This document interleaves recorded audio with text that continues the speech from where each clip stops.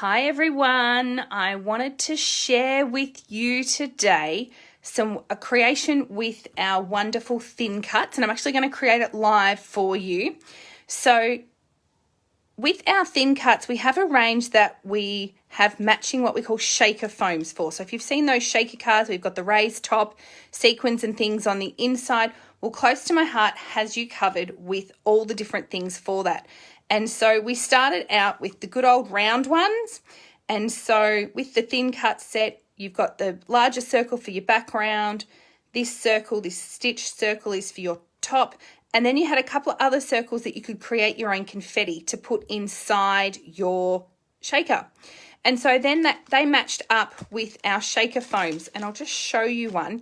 So they come as a pack of 6. And you've got all the little squares on the inside, and then on the outside is actually the round frame that matches that die perfectly. And then you get your acetate sheet as well to go on top.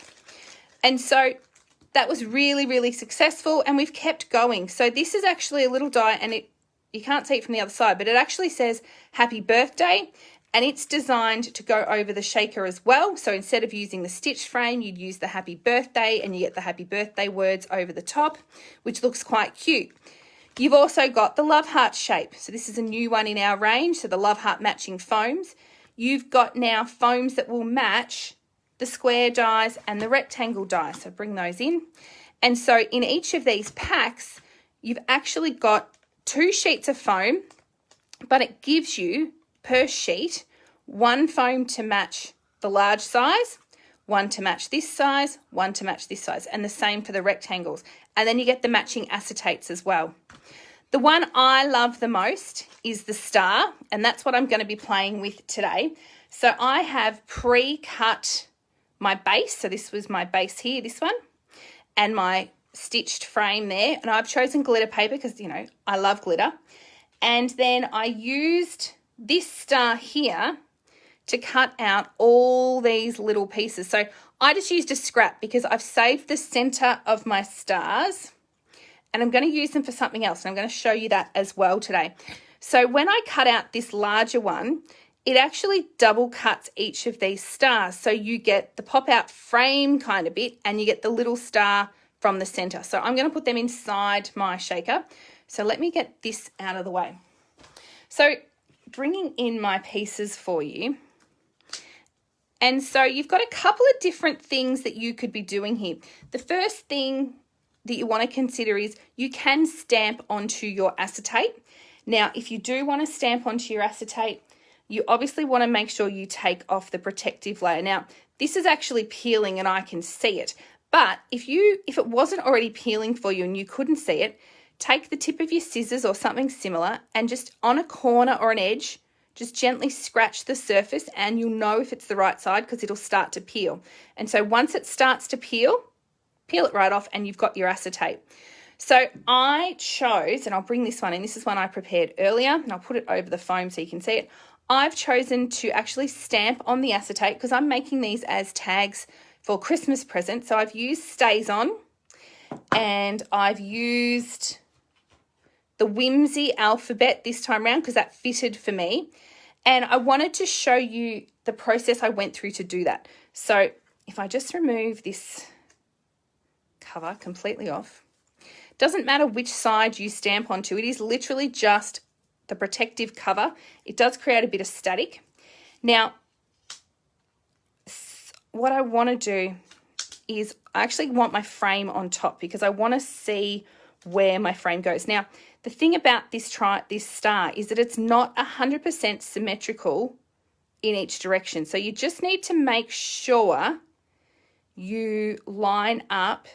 So you can see when I line that up, my acetate goes a bit wonky. So you just might need to spin it around. That's better.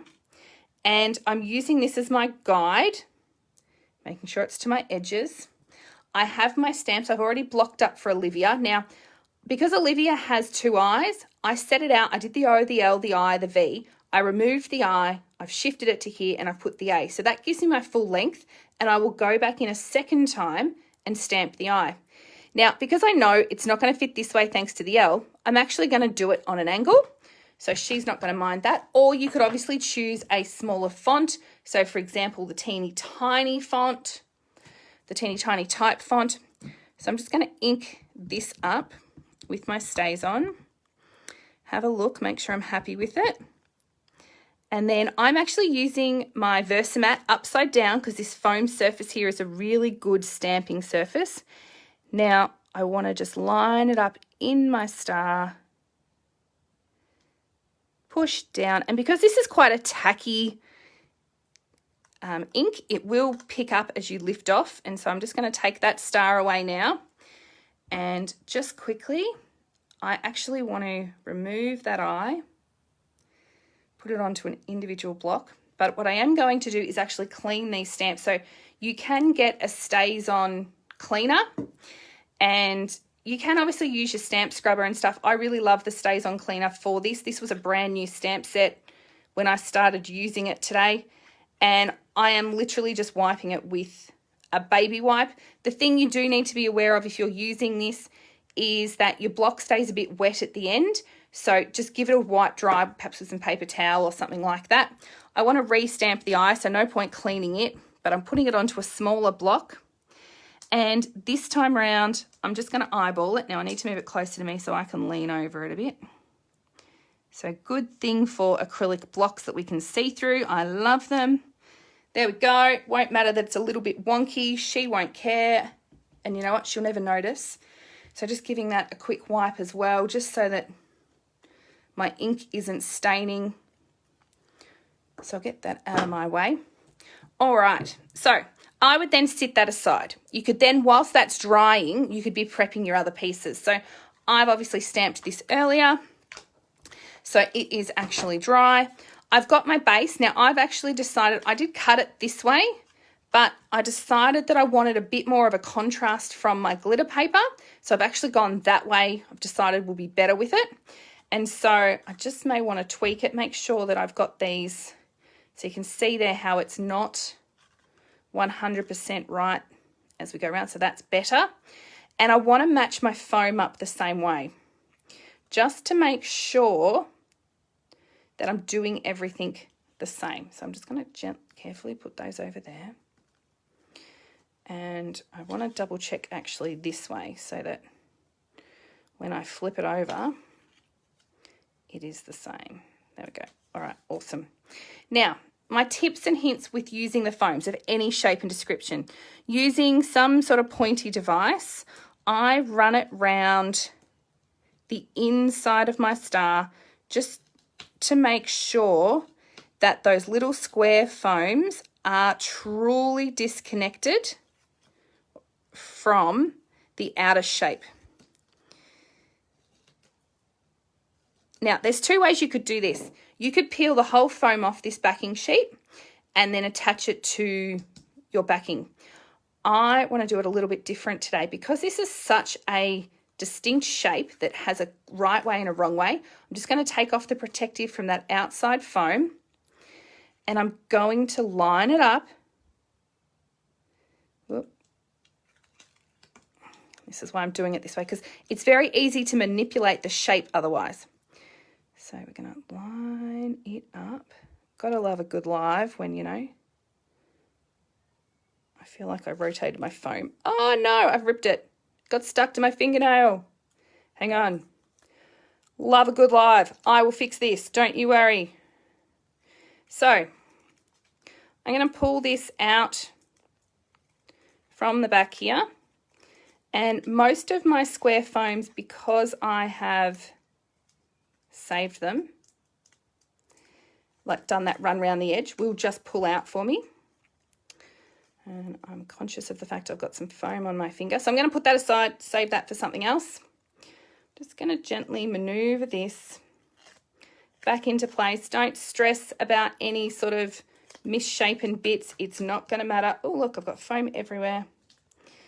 This piece, I'm going to peel off my finger if I can, reattach it in here. This is going on the inside, so you're not actually going to see this bit, so it doesn't matter how dodgy it is. Now, I want to add into the middle of this. So if you'd wanted to, you could stamp in the middle of here. I've certainly done that plenty of times. I want to add in my little stars. Now I'm keeping in mind that I want to try and keep them the blue side up because the glitter is not double-sided. See, that one's just fallen over. I will fix that in a moment. And because I'm doing this live, nothing wants to work for me. But that's okay. Let's just pop those in. So I'm going to go back in with my tweezers and just flip these all over. And just spread them around a little bit.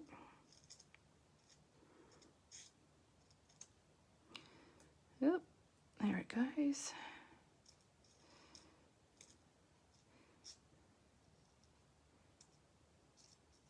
Good thing for tweezers. Love them.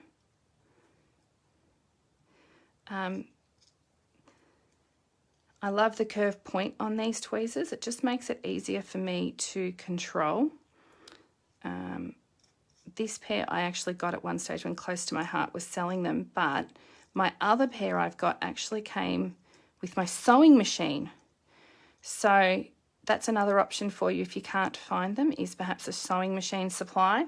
Now, the other thing I could be adding into this is other sparkly things. So these are our Bluebell glitter gem, sparkles, not glitter gems, sparkles, sequins. So I'm just going to add some of those in as well because I want it to have lots of bling in the middle of that. The other one that I forgot to grab, just grab that now, is I've got some little silver stars. So they will go quite nicely as well. So I'm just going to add some of those in. Now these do stick a lot to your fingers, so you could also be, rubbing your fingers on an anti-static pouch, something like this, and that will just help when you're trying to pick up the stars. So I'm just going to put them out of the way. Now I'm going to use my tweezers again, just particularly that glitter star, just pop him off there. I'm not too much worried about the little stars that are falling into the foam, to be honest. And so now I want to line up my acetate. There we go. Sticking that on top. Now, don't worry about my bits of foam that are hanging out over the edges. I'm going to fix that at the end. So, actually, I might do it now. So, at this point, if you have managed to bend it out a little bit, you could just be trimming off those little extra bits that are just hanging out there. Same with if you've managed to not put your acetate on straight, you could always trim some of that off as well. I'm now going to use liquid glass. I love this product. And I've just done the cardinal sin that Janice and I talked about the other day. I haven't put my hanger in. So this is our embellishing thread. And I'm just taking a piece of it because it's going to match my tree. Could have used silver, didn't pick that up. And run my fingernails over it and actually takes the kinks out of it. And so I'm just going to tie a knot in the bottom of this. Doesn't matter how pretty it is, but I just want it as a knot so that I can use my tweezers. If you were sensible, you would have tried to put this in before attaching, but I can use my tweezers just to push that in under there so that it's in with the foam. And that will help keep it in place. So now with my liquid glass, I'm just going to run a line. Oh, I just had this opened. It's a brand new bottle. Sorry, guys. Let's try again.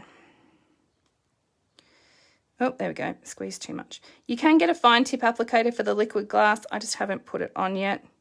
So I'm just running a little bit around the edges of my star. If you go out too far, it'll dry clear. Don't stress. And now lining this up.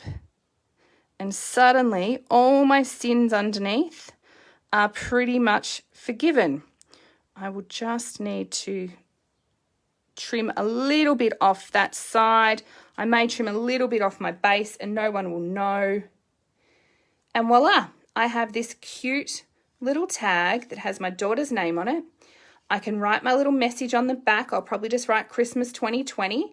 And then she can then use this and hang it on the tree. as well. So it'll double from a tag to the tree. Now, my other idea for just some cute little Christmas ornaments. So I've cut out 3 of, these are the center stars that came from the die. So from that base, that was my center star. And I've got 3 of them here. What I want to do is I want to fold them in half. So I'm just going to make sure I'm folding them all the same way. And I'm just gently pinching that together. And then I'm going to go over it with my bone folder. Okay. And ta-da, I have my star. What I want to do now, I'm going to actually use a glue dot and use this. So I've chosen the large glue dot and I just want to stick it on the back of my star so that when I put my twine that I pre-straightened before in here, okay, realized it was too long, but that's okay. We're going to hide the rest of that in the middle. So I might just put another glue dot over the top just to help. So there's one top and bottom just to help prevent it from pulling out. So then what I'm going to do, once now that they're all folded, put some glue on and just match these up. Oh, it's hit the glue dot and stuck already. So that glue dot being on there will help keep my star in place so that whilst the liquid glass is drying, it stays, but it was there to help hold my twine in place. So now I'm going to put my other one on. And so this is where you just have to move. Oh, look, I've clearly folded them different ways. Good on me. Doesn't matter. I can trim that up later. So I'm going to leave that to dry. I did that side perfect, just not the other side. There we go, a bit better. Going to leave that to dry, and that's going to look really cute hanging on my Christmas tree. Hope that's inspired you guys. I'll put some links in the notes in the comments shortly. Have a great day.